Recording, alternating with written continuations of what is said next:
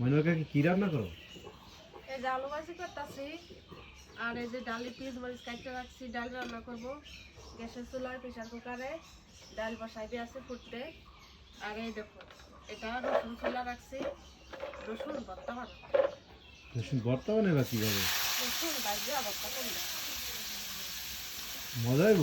হ্যাঁ, অনেক মজা হইব খাইতে। কালি জিরা দিয়ে ভর্তা করবো। তবে ঢাকায় তো কখনো বানাই দাও নাই? ঢাকায় বানাই নাই, গ্রামে আসিয়ে মন চাইলো ভর্তা, রসুনের ভর্তা খাইতে। মানে নতুন রসুন পাইছে না, এটার ভর্তা খাইতে কিন্তু অনেক মজা। আর ঢাকায় তো কিনতে হয়, এই জন্য বানাও নাই। হ্যাঁ, হ্যাঁ, এর জন্য মন চাইলো কয়টা বানাইতে, এভাবে বানাবো।